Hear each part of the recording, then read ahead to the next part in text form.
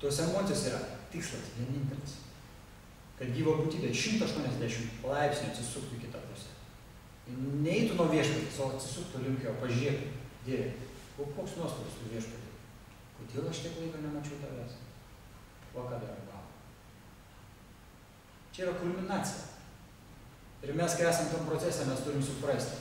Jeigu aš dabar to nejaučiu, aš ateityje tai jausiu ir ne tik tai jausiu. Aš meilės santykiuose su Dievu bendrausiu, aš apsikabinsiu jį, su juo žaisiu ir taip toliau. Čia yra ne fikcija, čia yra ne vėjai, čia yra tikri dalykai. Va čia yra tikri dalykai, kuriuos mes priimame kaip fikciją. O kas netikrai, sako, va čia yra tikrai. Pavyzdžiui, šitas kūnas. Čia yra netikra, viskas netikra. Žaislai. Žaidžiam smėlio dėžėj. Jau daug gyvenimų. Kuriam planus apie laimę. Pasistatysiu namą. Daug vaikų turėsiu, šeimą mano didelę bus. Nuotraukų prisikabinsiu savo. Visi man matys. O čia yra laimė. Tai laimė širdis tuščia. Nieko nėra. Išskyrus tai, kad aš noriu, kad mane visi žinotų. Visą laimę. O atsidavęs gali būti kampelį, kur nors kartuoti šventą vardą. Būti laimingas. Ir širdis gali taip nuo meilės Dievo. Iš akyčių dviejų taškas. Dieve, tik gerai, aš tavo atradęs. O kas yra tikra meilė? Kuri nieko bendra neturi su materialia egzistencija. Visiškai nieko. Aš jau biškai nuvarginau jums turbūt, ne? Yra sanskrito tokia sąvoka kapata. Kapata reiškia melas. Paskui yra tokia sąvoka putinatė. Veikla, kuri pagrįsta melu, kuri reiškiasi per ieškojimą kitose trūkumų. Labai svarbus elementas dvasiniam gyvenimui. Dvasinis gyvenimas, iš jo turėtų išeiti tie dalykai arba jos kontroliuoti. Pradžiai jos kontroliuoti, minimaliai kontroliuoti. Pastebėjote tokį dalyką, kad mes labai linkę esam kritikuoti. Kas esat pastebėję? Pakelkime rankas. O, čia jau publika rimta. Jau čia man patinka publika. Nes aš irgi iš tokių, tai mes visi vienime nuodai. Aš irgi mėgėjęs pakritikuoti, bet čia yra nuodai esam gyvenime. Čia yra nuodai. Vieni iš pačių pagrindinių nuodų. Tas noras kritikuoti, ką tai reiškia iš visus gilintis, ką tai reiškia kritikuoti kitą. Tai reiškia, tuo momentu nematyti savęs. Jo. Ir tuo momentu savo ego auginimą.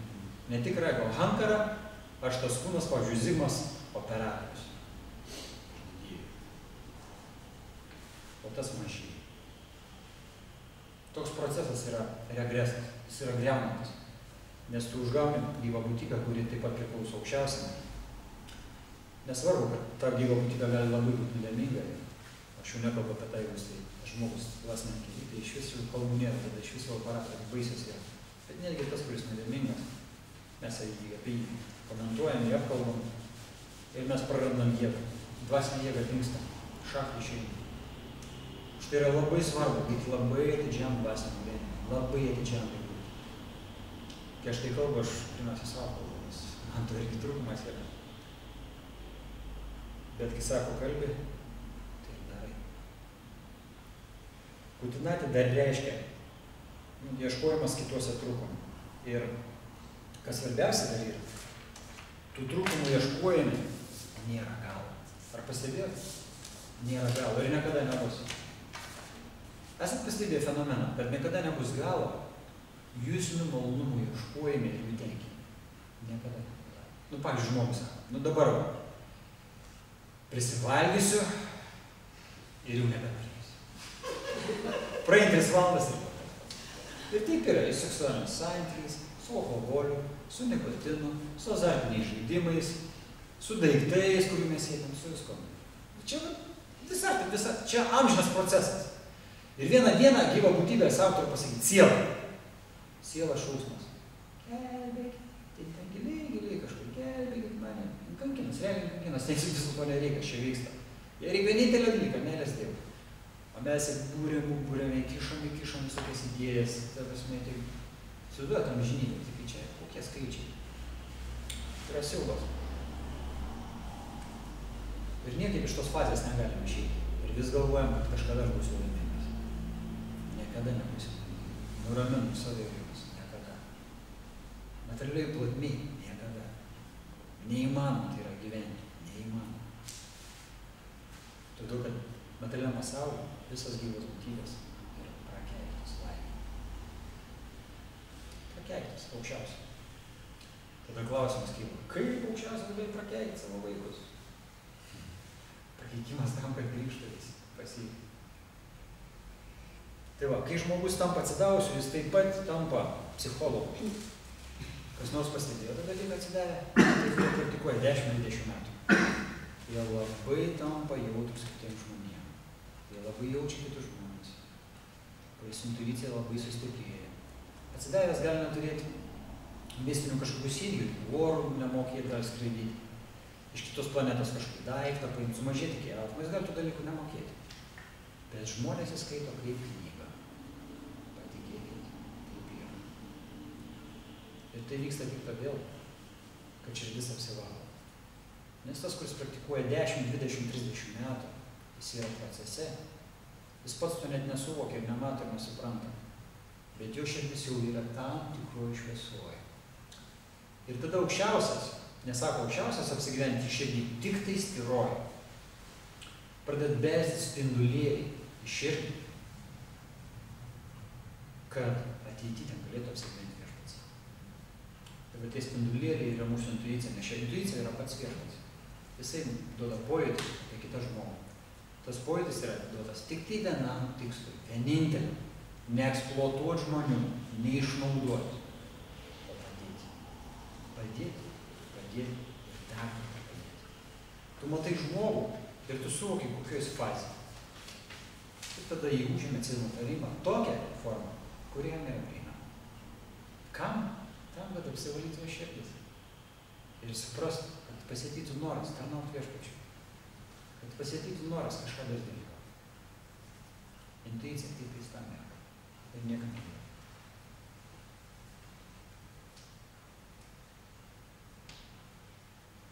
Dabar intuicija padeda matyti kituose žmonyse vedmeinystę.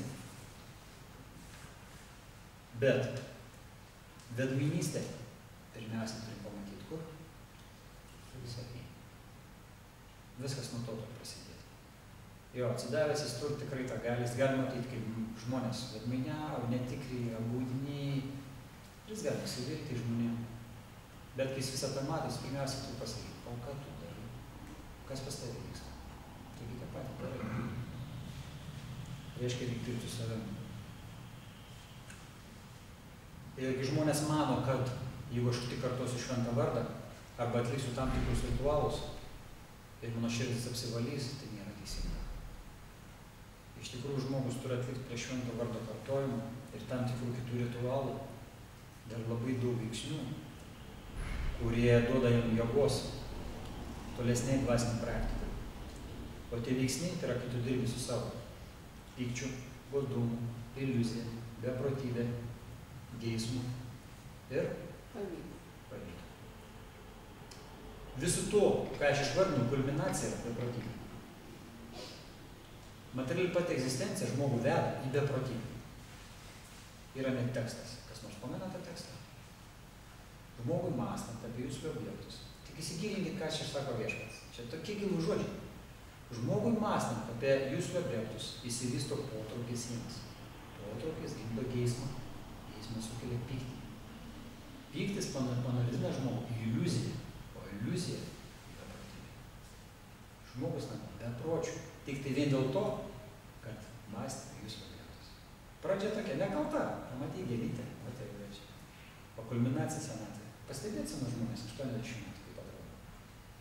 Vat vėl klausimas arba toks bendravimas su žmonėm. Aš bendrausiu žmogui ir aš sakau, vat matai seną žmogų 80 metų. Marazmas, klasika ar marazmas, senatvės marazmas. Ir aš sakau, tu nori tokių? Jisai ne. Tada klausimas kitas, ką tu darai, kad tu nebūtų. Nes jeigu nieko nedarysi, toks ir būsi. Į dar būsi ne toks. Klausimas, ką darai? Išeitis vienintelė, sąmoningėti. Ir ant senatvės tada tapsi ant tiek sąmoningų, kad galėsi 1000 žmonių padėti.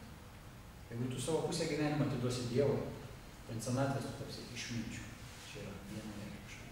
Ir ne jokio abejonių. Tu būsi pilnos sąmonės. Prabhupada, kas nors matėt video, kaip kūnų palikinėje? nerealu, protu nesuvokiam. Iki mirties 5 minutės jis šimą bagą tam diktoja. Kur žmogus tam kančiuoja, užsidaręs, viskas, nieka nenori matyti, o jis mokiniam dar šimą bagą tam verčia. O čia yra pilno sąmonės žmogus. Čia yra nepaprasti dalykai ir jie, sakau, ateina per ilgalaikę dvasinę praktiką. Ilgalaikę, tai yra askezės, studijos, šventų raštų ir galų galia ateina poreikis atsiduoti. Tai yra samadhi, aš at tavo viešpatį. Viskas, aš tavo atsiduodu. Čia yra kulminacija visos dvasinės praktikos. Krišnos akimis Vaišnavas tas, kuris pilnai, žiūrėkit, koks momentas. Krišnos akimis Vaišnavas tai jau atsidavęs. Tas, kuris turi pilnai trūkumų, bet nori grįžtas. Tai viešpats priima, bet atsidavus. Viskas. Mes galvojame, kad aš viešpatės atsidavusiu galiu tapti tada, kai aš būsiu tyras. Tu tyru gali būti, arba iš vis gali nebūti. Aišku, kad ten jau būsi. Vienintelis kriterijus – noras. Viešpatie, aš labai noriu tavo atsiduoti. Mano motyvas, aš net nelabai motyvą suprantu, kodėl aš noriu, bet aš labai noriu. Ir mano širdis pilna metų blogų, ta prasme, įspūdžių visokių, blogų savybių. Ir viešpas tai visiškai nežiūrėjom, tai yra nesvarbu. Mes tai matom, mes galim įvardinti, mes matyti kitų trūkumus. Mes galim pasakyti, tas niekšas yra, o vaidinčiai atsidavus. Girdėta, ne tokia? Tas kūnis, per mergas ten. Girdėta, ne tokia savo. Ne mes kvalifikuoti, kas spręsti apie žmonės, ką jie daro. Aš visada, krikščionis sakau, aš ne vieną kartą esu girdėjęs. Tu nežinai, tas kunigs tai tą daro. Nesakau, ką tą daro. O tu galėtum kunigą padėti, sakau, celibatą laikytis. Tarsi, pamokslaut daryti iki vakarą. Galėtum? Ne, tik padaryti ją. Tada tu nesikvalifikuoti apie jį kalbėti. Viskas. Tema baigta. Jeigu kažkas nori kritikuoti žmogų, netgi iš blogos pusės, jis minimum turbūt to žmogus padėti. Minimum. O pavyzdžiui, klasika. Žmogui ateina gyvenimo sunkumų.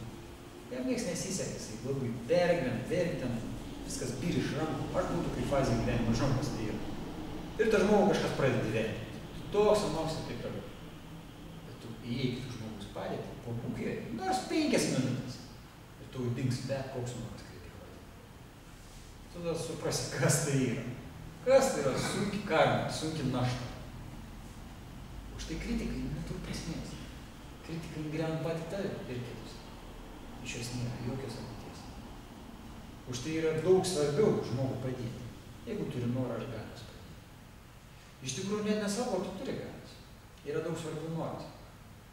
Nes, jeigu tu turi didelį norą kitam padėti, viešpats per tave padarys tą darbą. Tai aš galiu duoti vieną pavyzdį, kad esu pasakojęs. Kai realiai mačiau viešpatės ranką per tam tikrą įvykį. Dargi gyvenau Vytauto gatvėje. Yra Norfo draugystės prospekte. Aš išėjau iš namų, kelis rytus kišenėje turėjau, norėjau tam kažką nupirkti. Ir žiūriu prie parduotuvės guli berniuks toksai. Toks pusiau guli, pusiau sėdžiu, visas kraujuotas.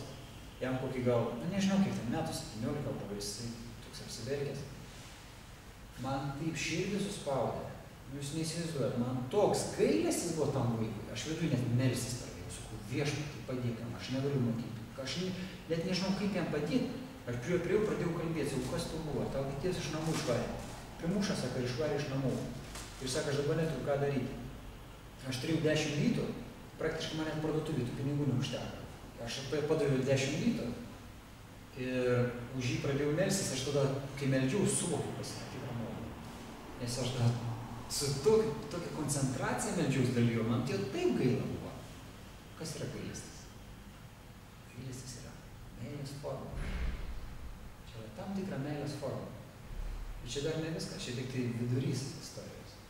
Praeidama, aš vaikštu po Vilniaus gatvės Maksimą, žiūriu tus berniukus, tampa kažkokiais dėdžiais, pasirodys dar Maksimą. Galim komentuoti kaip norim, kad čia likimas ir taip toliau, bet aš surišau su malda, suprantat? Tas vaikas gavo darbą, kuris praktiškai, jis realiai tik beveiters buvo, kad tokį žmogų kažkas priimtų darbą, labai sudėtinga. Bet jis gavo darbą, paskui jis dirba ten gal 3 mėnesius, kažko nebemačius, kažkur dinga, bet to pavyzdys, sakau, malda turi labai, žinokit, tai galią. Kai matai vargstantį žmogų arba problemuotą, už to žmonės reikia melstis. Nepamokslauti, nepostringu. Neįrodinėti savo tiesą, tu kvaily, daryk taip ir taip, bet tau padarys.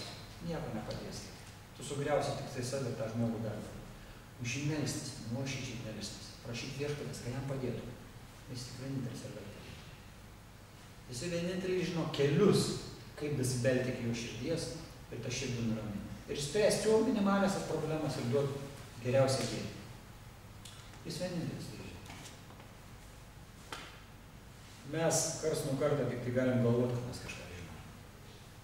Jeigu mes tampam tarnais, nors išoriškai suvokim, kad mes tarnai, mes įgaunam kvalifikaciją, pabrėžiu, kvalifikaciją, išmokti tarnauti. O tarno padėtis būtent tokia ir yra. Aš darau gėrį viešpatės tarnams.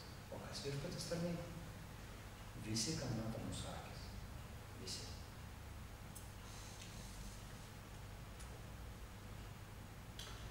Toliau.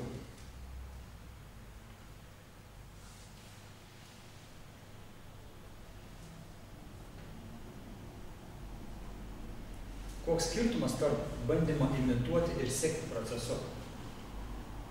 Kam nors kyla tokios atidijos? Imitacija, nes kitą kartą sako, ai, tai Krišnaitai imituoja ten, šventą imituoja. Va, būdiniai ten kažką, o kokia iš tavo prasme, imituoti? Ar ne geriau ten sėdėti namie, gert alų ir būt pačiu savim? Būna tai, kad tada tu pačiu savim, nes geri alų. Bet pačiu savim tai nėra geriau. Pačiu savim tai yra nuolankiai būsena. Pačiu savim yra tarno būsena. Ir iki to daug, iki to reikia, daeiti, kad suvok savo tikrą padėtį. O gerti alų arba žietėlį arba dar kažkai čia yra ahankar, netikra rago sukurta iliuzija. Arba padėtis toj, kurioje tolba yra komfortas, kuris ateity duos regres arba totalų nusivylimą visko visiškai. Ir prie viso to iš karto yra istorija. Trumpa, bet labai graži istorija. Apie imitaciją ir sekimą. Kas nors prisimena tokį atsidavus bendrai šiuo apie jį kalbėjau, Haridas Atakura. Jis buvo tyras viešpatis Šitanės pasiekėjas. Ta gyva būtybė į dieną kartodavo po 196 ratus. Įsivaizduojat, kas tai yra 196 ratų. Trumpai pasakysiu, 16 ratų užima maždaug nuo 2-3 valandų mantros, ta prasme meditacijos. 2-3 valandas 16 ratų. O mes kalbam apie 196 ratus. Kiek tai užima laiko? Ta žmogus neįdavo valgyti tol, kol nesuvartodavo 196 ratų. Jis tol neįdavo nei valgyti, nei mėgoti. Tas žmogus buvo priema. Jis buvo tyras atsidavęs, jis pastojo jauti emociją. Ir buvo tokia istorija. Buvo toksai gyvačių užkeikėjas Indijai. Ir jisai mokėjo ant savo dudelės labai gražiai visokias melodijas, ragas groti. Ta prasme, tam tikras melodijas, kurios surištas su aukščiausiu. Ir tos melodijas, ta prasme, tyram atsidavusi duoda gerą emociją. Atsidavusi, priverčia arba verkti, arba šokti. Ir taip gavos, kad tuo momentu, kaip jis groja savo tom gyvatėm, pro šalį ėjo Haridas Atakura. Taip, čia jis grojo, ta prasme, to istorija taip yra, kad kalį maldos kažkokios tai buvo. Apie kalį. Bet tos maldos buvo, ta prasme, emocijos surištos su Krišna, nes į to užkeikėjo širdį buvo įdėjęs, kaip ta gyvatė buvo vadinas, Ananta Šeša. Čia daug tokių subtilių dalykų, aš galbūt nevardysiu, nes galbūt čia tik tai su tikėjimą sumažinsiu tos istorijos. Esmė yra tokia, kad kai jisai groja tą dudelę ir tos gyvatės šoko visai, praeitės, pro šalį Haridas Atakura. Kai jis išgirdo tas maldas, jis iš kartas tas giesmės suriš su aukščiausiu ir jo širdį apėmė ekstazę. Jis pradėjo, akį pradėjo girtašas, pakėlė rankas, pradėjo šokti, kol galų gale jis paniro į tokią ekstazę, jis prarado sąmonę ir nukrito ant žemės ir pradėjo vartytis. Čia yra premos, tyros meilės Dievui, ekstazės požymiai tokie. Jų yra neįmanoma suvaidinti to požymių. Tuos požymius išgyvena vienetai iš atsidavusių. Čia labai retas reiškinys yra. Kai tas, ta prasme, Gyvačių šlikėjas pamatė tą visą įvykį, jį labai sužavėjus, toliau pradėjo groti dainuoti. Bet publikui buvo, ir viską, čia žmonės, daug žmonių buvo, matė visą žmonės, bet publikui buvo vienas brahmanas, kuris pamatė tą visą įvykį. Ir jis pagalvojo, aš už jį galiu dar giliau šokti, padainuoti, išreikšti, tą ekstazės priepuolį. Ir jis puolė į vidurį, pradėjo šokti, dainuoti ir galų gale nukrito ant žemės ir pradėjo imituoti Bhavą kremą. Tada kas buvo toliau? Gyvačių šlikėjas pasiėmė pagalį ir pradėjo tiek įdaužyti. Kai jisai į greitvalgą išėjo iš samadį, iš tos ekstazės pakilo, pradėjo bėgti ir šaukti: Mama, tete, padėk! Iš skausmo. Jeigu žmogus iš tikrųjų papuola į samadį, iš juos niekas tas. Jokios lasdos, niekas visiškai. Už tai tie dalykai yra nevaidinami, tie dalykai yra išgyvenami. Ir tos istorijos, ta prasme, moralas yra toksai, kad dvasiniai praktikui jokių būdų negalima nieko imituoti. Imitatorius tampa sahadžija. Sahadžija yra tas, kuris imituoja. Ir imitacijos kulminacija yra kokia. Dėl ko iš vis imitacija yra labai pavojinga? Nes ateityje žmogus pradeda manyti, kai jis yra aukščiausias Dievo asmuo. Čia yra kulminacija beprotybės. Ir tai viskas eina iš materialaus lygio. Čia yra nedvasinis lygis. Iš materialios koncepcijos. Žmogus pradeda galvoti, kai jis aukščiausias Dievo asmuo. Už tai visas tos istorijos, kurios buvo seniai suvaidintos, čia prieš 500 metų buvo ta istorija. Jos rodo vieną, tas, kuris yra iš tikrųjų tyrose emocijose, šventose emocijose. Juo reikia sekti. Neimituoti, o sekti. Eiti jo pėdomu. Ką tai reiškia? Jo pėdomu. Tai reiškia, kad daryti tam tikrus veiksmus, kuriuos jisai darė tam, kad pasiekti tą lygį. Haridas Thakura kartoja labai daug šventų vardų, daug džapos. Labai asketiškas buvo. Jo visas gyvenimas yra aprašytas Čaitanija Čaritamritoje, nes Viešpats Čaitanija labai mylėjo. Ir kai Haridas Thakura palikinėjo kūną, kai paliko kūną, Viešpats Čaitanija paėmė ant rankų ir nešė. Ir iš jo kaip Dievo ašaros. Aukščiausias Dievo asmuo Viešpats Čaitanija nešė savo atsidavusi ir visi tai matė. Ir tai buvo kulminacija jų santykių. Jis parodė, kiek buvo brangus tas atsidavęs jam. Ir sakoma, dvasinio pasaulio lygiai taip pat visus savo atsidavusius myli Viešpats. Jos be galo myli, be galo laukia visų atsidavusių, tie, kurie yra praradę nuovoką, tikėjimą lik aukščiausių. Tie, kurie sako, kad Dievo nėra, tie, kurie sako, kad nėra dvasinio pasaulio, nėra nieko išskyrus tai, ką aš matau. Ir visus tuos aukščiausias Viešpats laukia. Laukia tos minutės, kada jis atsisuks 180 laipsnių link jo. Ir mes tikimės, kad mes patys kažkada tai padarysime.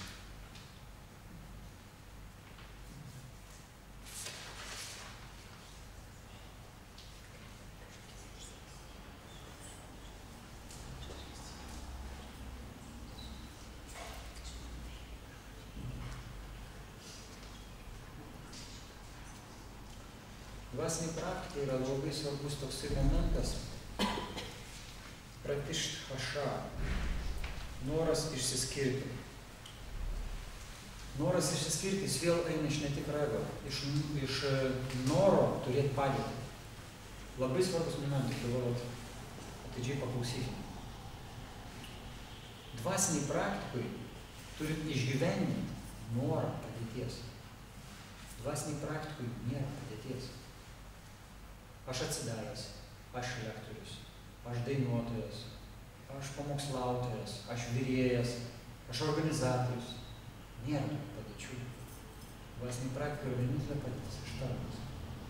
Ir tą mentalą reikia ugdyti nuo pat pradžių dvasinės praktikos. Kodėl? Todėl, kad pradžios ir prisimenu, Krišna nėra vadybininkų direktorių, Krišna yra tik tarnai. Ir jį žavi vienintelė sąvoka, aš tarnas, aš amžinas tavo Viešpats tarnas. Nebereik tik tarnų. Už tai, kai žmogus ieško dvasinių praktikų padėties, jisai praranda aukščiausią. Jis praranda norą tarnauti jam, praranda jėgą pačiai dvasiniai praktikai. Už tai pratišthaša, tas elementas, jis turi būti išgyvendinamas iš mūsų gyvenimo. Nes čia čia yra ahankara, tai pasiekmė mūsų netikro ego arba mūsų ilgos egzistencijos materialiam pasaulyje. Sąveikos su materialia gamta palikimas.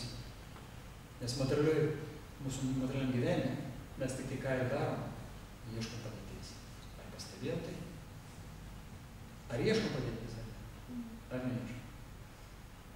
Pažiūrėkime. Aš noriu turėti geriausią mašiną, geriausią moterį, geriausius vaikus, geriausią įsimokslinimą, paskui būti direktorių, gerų vadybininkų, gerai viską išmanyti. Čia yra padėtis. Viską, ką vardinu, čia yra padėtis.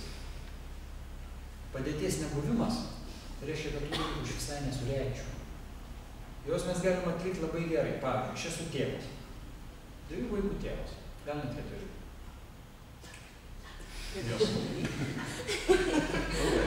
Ir aš atliku savo pareigas. Ir aš savo pareigas turiu atlikti tobulai. Tų pareigų atlikimas tobulai tai reiškia, kad aš rūpinuosi jais ir galvoju apie jų ateitį. Ir visai kitas dalykas gali būti. Tai aš, pavyzdžiui, negalvoju apie ateitį. Bet visiems sakau, aš tėvas, turiu tiek vaikų ir gyvos. Suprantate esmę? Kad čia yra imitavimas, yra sekimas tam tikrų dalykų. Ir jeigu žmogus iš tikrųjų atlieka savo pareigas teisingai, daro tai, kas jam skirta. Ir nesireikšma to, ką jis daro. Jis tampa toj padėty, kuri ir turėtų būti. Svarbiausia yra nesureikšminti tam tikrų dalykų. Va, pavyzdys. Indiška istorija, multikas, sovietinis multikas. Kaip karalaičiai ėjo žudyti drakoną. Drakonas žuvo, šlovė drakonai. Pamenate istoriją? Čia indiškas. Čia indiškas multikas buvo. Drakonas žuvo, šlovė drakonai. Ką tai reiškia? Reiškia, kad aš pats tampu tom drakonom. Aš jį nužudau ir pats jau tampu. Kai mes ieškom padėties, o ta padėtis dažniausiai yra lipimas prie kitų galvas, jeigu pastebėtume pasaulį. Čia yra klasika. Aš tampu tų drakonų ir iš tos padėties jokios naudos nėra visiškai. Nes kol žmogus ieško padėties, tol jis nesirūpins kitais, rūpinsis tik savimi. Kaip žmonės pradeda rūpintis kitais, padėtis jam tapo nebesvarbu. Išmokti rūpintis kitais, patikėkit, čia yra dvasinis plaukas. Čia yra jau pažanga, labai didelė pažanga. Ir ypatingai rūpintis tie, kurie nuo tavęs visiškai turi, nieko bendra tu su jais neturi. Prisimenate, pamanau. Kažką matai nekalba, neįdės už tą žmogų. Ir tokiu būdu pritraukti dėmesį aukščiausiai. Sako, turiu prisiojas, visai tas svetimas. To jau reikia. Tada Viešpats išlieja malonę ir tavo akim tada parodo, kas vyksta. Už tai tie procesai, neturėjimas padėties arba neieškojimas, yra labai labai svarbus mūsų gyvenime. Tiek materialiam, tiek dvasiniam. Čia yra praktika per neprisirišimus. Mes neprisirišam prie tam tikrų procesų arba tam tikrų padėčių. Ir po truputį mūsų protas tampa laisvai. Apie dživą ahimsą jau kalbėjau. Tai veikla, kuri kitoms gyvoms būtybėms sukelia skausmą.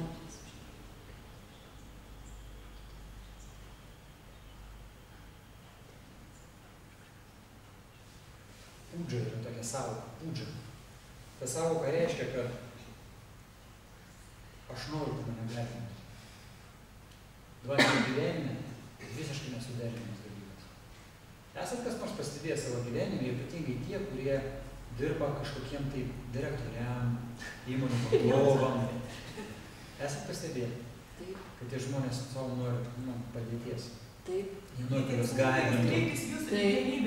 Ta prasme, čia yra pūdža, tai yra noras manęs garbinti. Ir ta padėtis vėl ateina iš ahankaros, iš netikro ego. Ir jeigu žmogus tai stimuliuoja per savo gyvenimą, jis niekada nesupras, kas yra dvasinė praktika, kas yra siela, kas yra sąlytis, meilės sąlytis su aukščiausiu. Nes tas elementas, jis visiškai netinkamas praktikuotojui. Jis neturėtų to stimuliuoti savį. Jis nenorėtų savo gauti pripažinimo kažkokio šlovės. Nes visumoje tie dalykai, noras savęs garbinimo ateina iš to, iš pačio esminio pirminio dalyko, kad širdis tuščia. Tuščia širdis. Ir tada reikia padėties.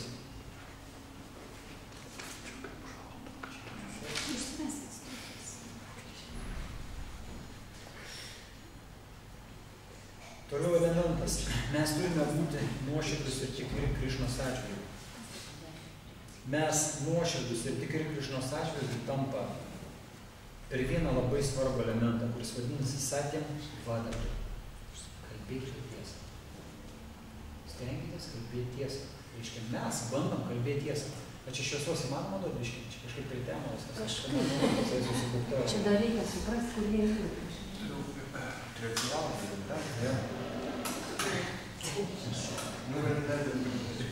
Aš jums galiu nuraminti. Čia pas mane lekcijas tai labai trumpas. Aš ateityje atvešiu vieną pamokslautoją, kuris jau 30 metų pamokslavo Lietuvoje, Oksana Kapimaras. Pasilekcijas nuo 3 iki 4 valandų.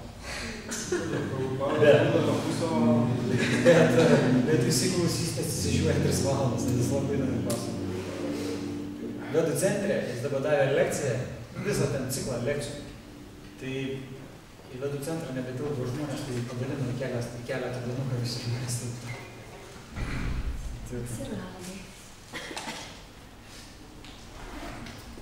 Yra dar tokia savoka rydžių. Čia yra vardinamos tos savybės, kurios pritraukia viešpatį, kurias per savo gyvenimą mes turim stimuliuoti tam, kad pritraukti dėmesį viešpaties. Yra sakoma, nenorėkit pasirodyti viešpačiu, ta prasme, arba nenorėkit pamatyti jo. Elkitės taip, kad jis užsinorėtų pamatyti jūs.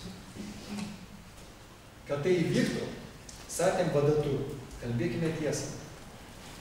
Rydžių. Tai yra paprastas žmogus.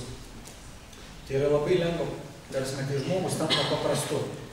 Ir toliau su paprastumu yra dar tam tikrų momentų, kurie yra labai svarbus. Kad tapt paprastu, pati viena visvamis aiškina ir pasakoja. Mes turim prieš viešpatį tapti nuogi. Be drabužių, nuogi. Be drabužių, materialaus kūno.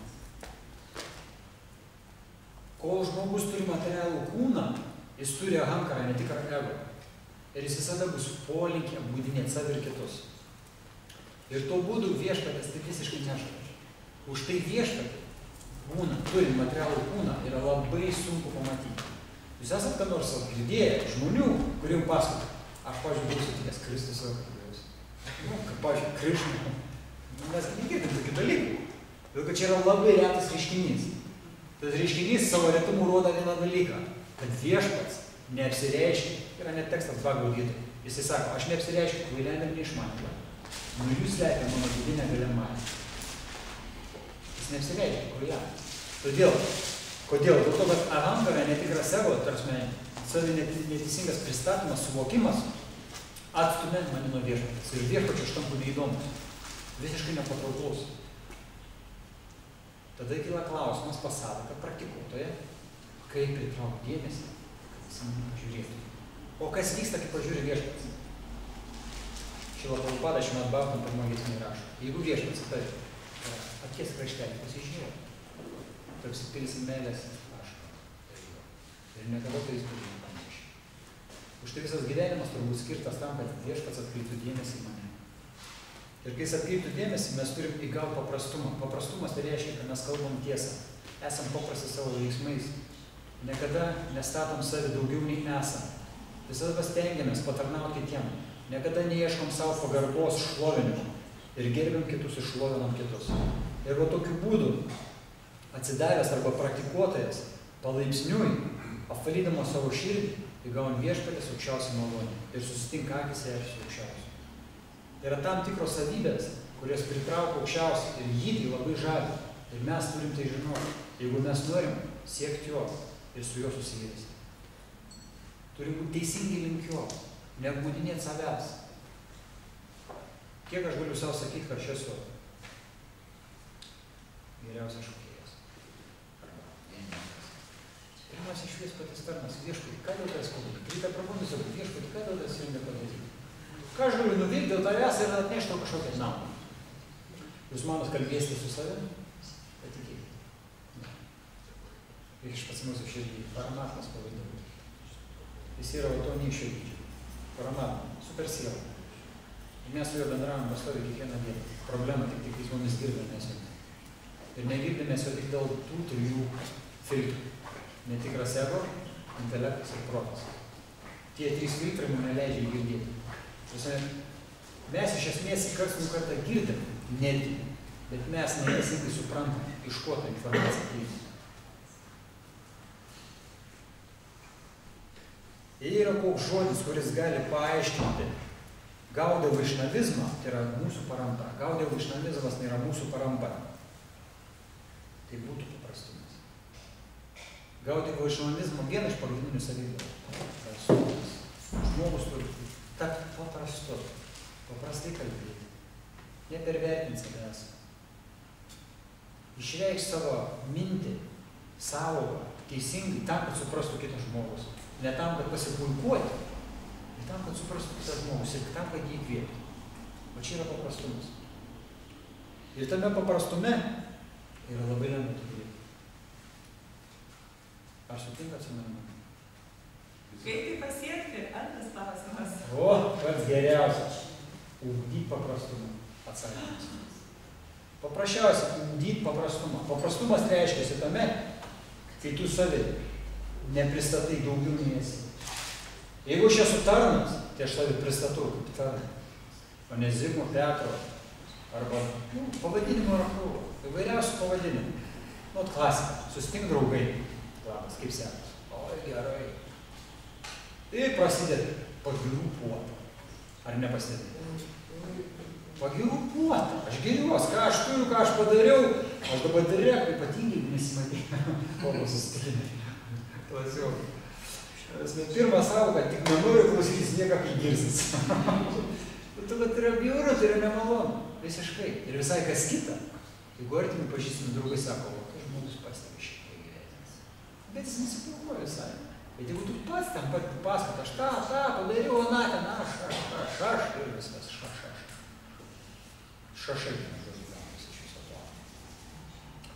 Atsidavęs turim praktikuoti paprastumą, tai reiškia, kad nesipuikuoti, nesipikiruoti niekada, nesiruodyti, kaip čia pasakyti, nelysti priekį, neperžengti kitų galvas, stengtis visada pasitarnauti.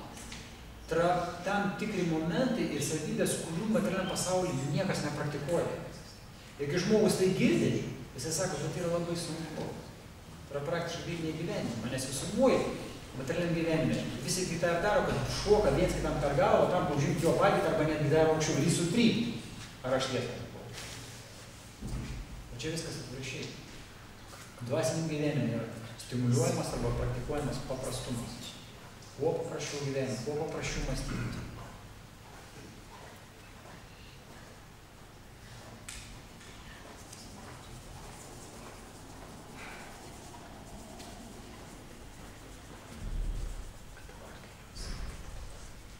Toliau yra sakoma, jeigu sadokos praktikuotojo gyvenime yra apvalyta širdis nuolankumu prieš Dievą, tai tokio sadoko širdį niekada nepakeis melas. Nuolankumas, tokia savoka aiškiai yra. Nuolankumas. Mes turim praktikuoti savo gyvenime nuolankumą. Nuolankumas tai reiškia, kai yra labai paprasta savoka. Vienu žodžiu, neturiu jokių pretenzijų niekam. Va čia yra tikras nuolankumas. Aš niekam neturiu jokių pretenzijų. Sutinkat su tas varas? O tada yra tikras nuolankumas. Nuolankumas nėra. Zais. Čia ne tas nuolankumas, čia yra imitacija. Gali būti ir toks nuolankumas, kai žmogus tikrai viduje subrendęs, jis gali išoriškai taip reikštis. Bet tikras nuolankumas yra, aš neturiu jokių pretenzijų niekam. Jeigu mane kažkas apkalba, aš sakau, aš to vertas. O per tą žmogų sakysiu, jis pats geriausias žmogus iš jūsų kalbos. O čia yra nuolankumas. Ir aš kaip tai skaitydamas, pritaikiu savo, suprantu, kad to neįmanoma. Bet tai reikia lygį. Įsivaizduojat, mes jau pabaigai. Esi vertėlė antrą pusę. Trečią lapą baigė. labai svarbus momentas dvasiniam gyvenime. Materialiam gyvenime to nepritaikysim, bet dvasiniam labai svarbu.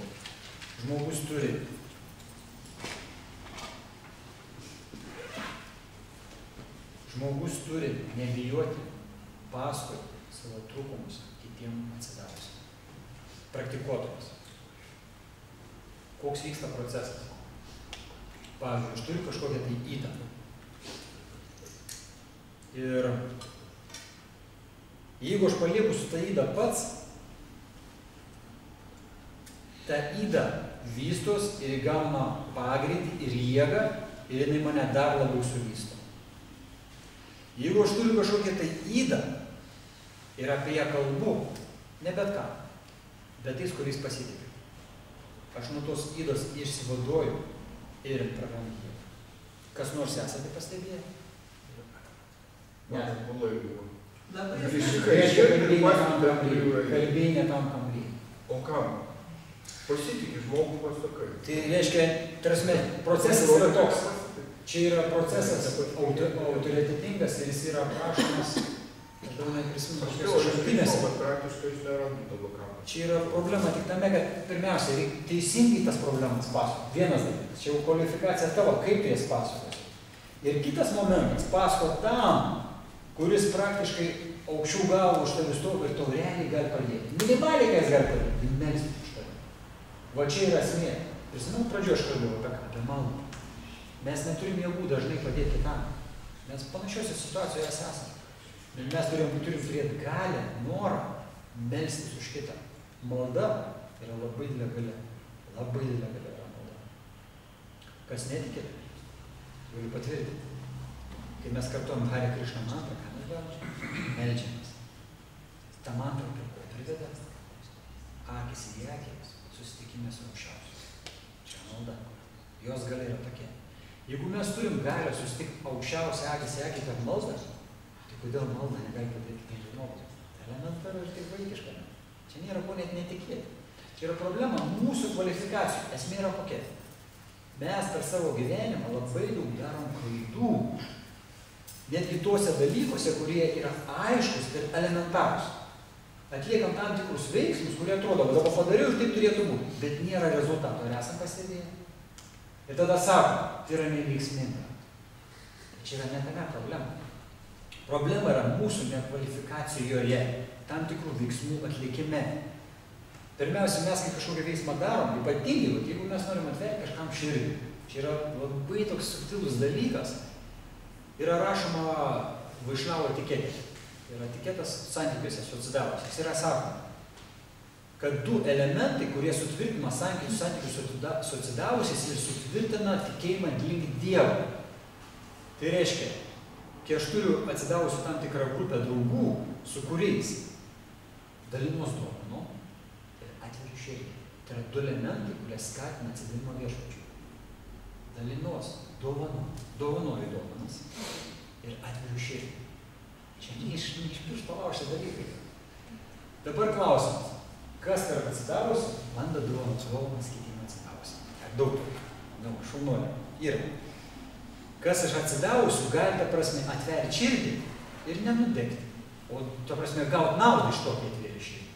Geriausia, 3 žmonės. O, matot, yra kažkaip. Reiškia, tai veikia. Tas procesas veikia. Ir aš sakau, aš pats žinau, kai yra problema, aš turiu draugą šabutį čia ten, visi pažįstami. Karts nuo kartais yra labai nuoširdus faktas. Aš jį galėčiau šlovinti vienų dienas. Tikrai nuostabus faktas. Ir jis man karts nuo kartą atveri širdį. Ir aš matau, kas vyksta, kai jis tai daro. Aš jo niekada nesugriaunu, nesuvalgau. Aš nesakau, durnius jis nemoka daryti.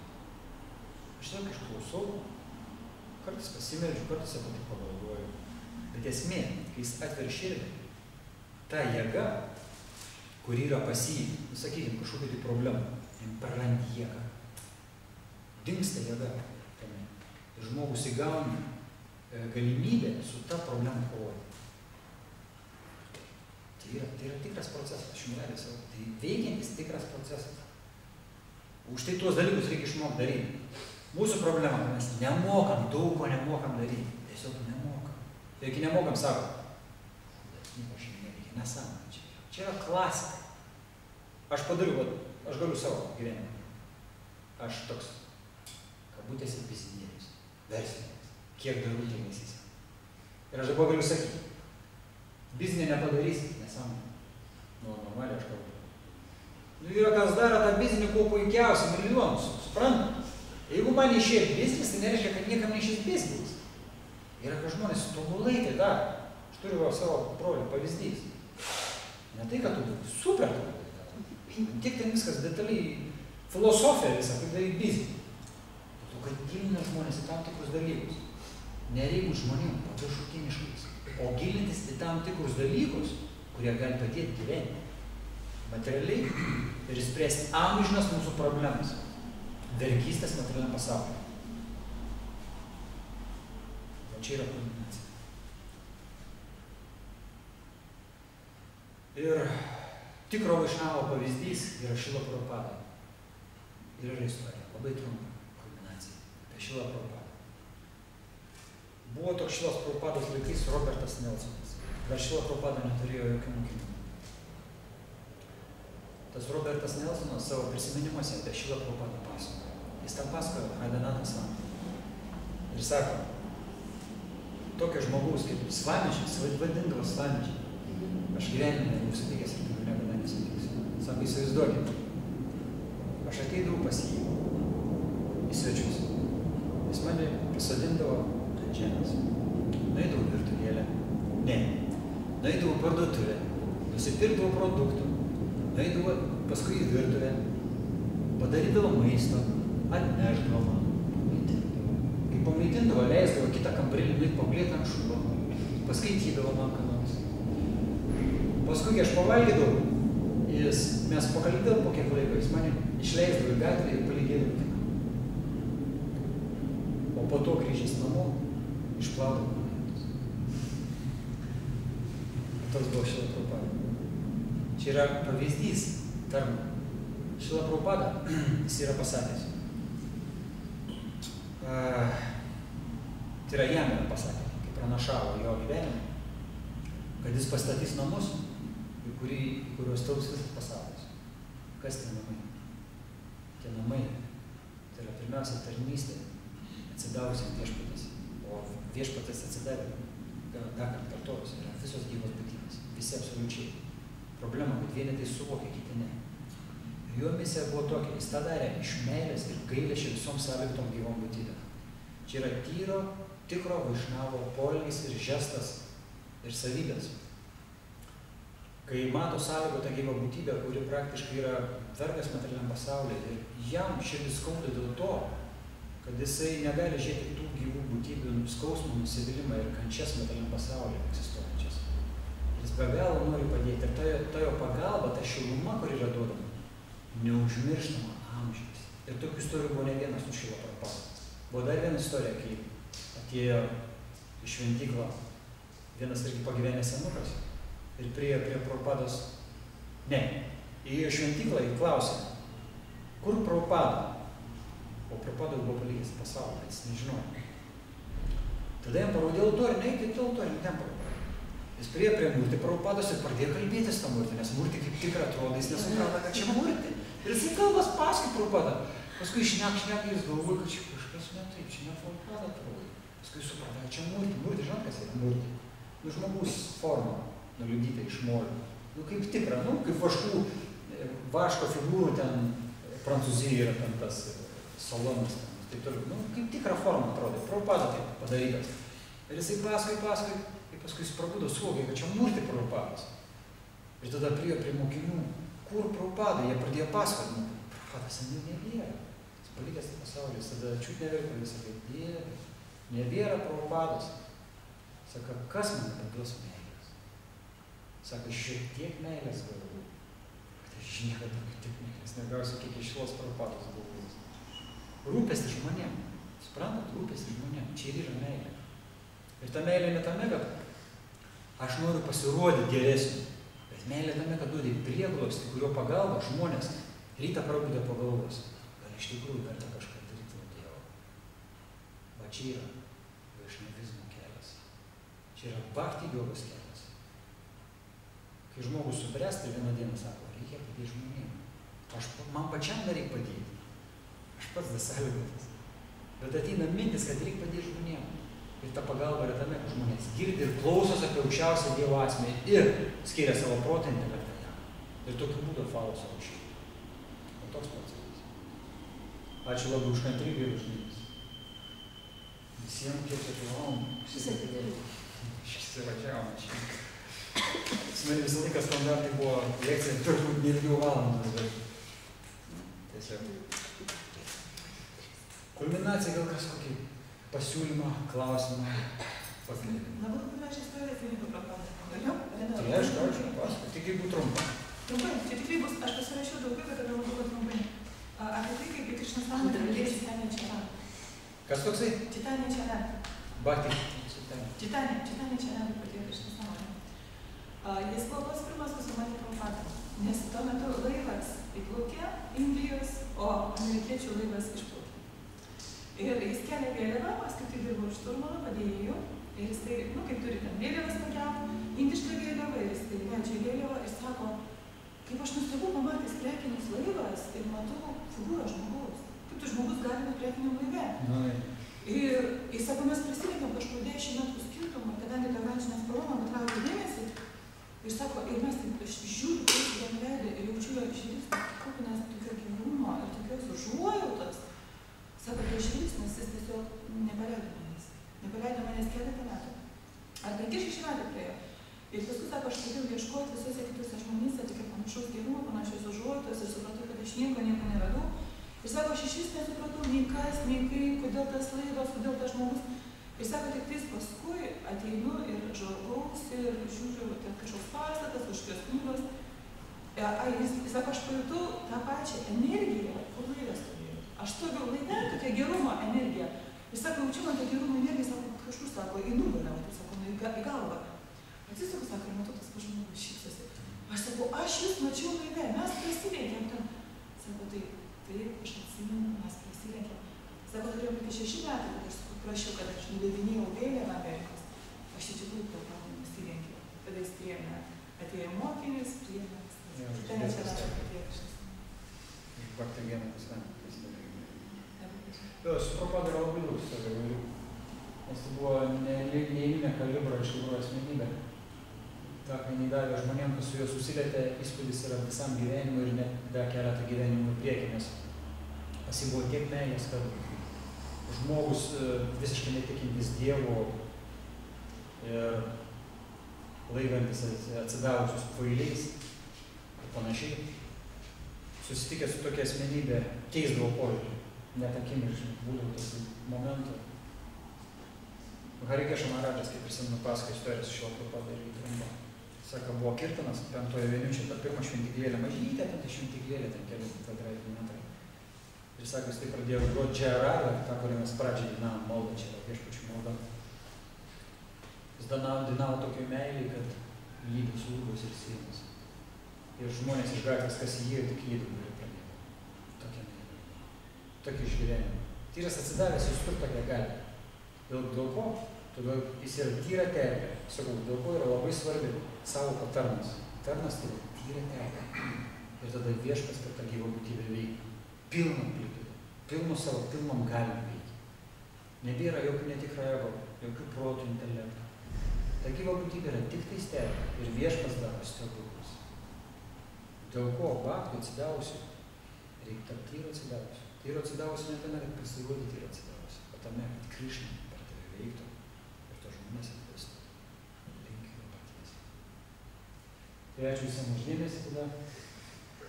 Krišna, paveikiam tas esat žmonės. Dar aš kaip pavinuosim. Jo, pašokti reikia, su šilį. Pašokti, išeis kažką.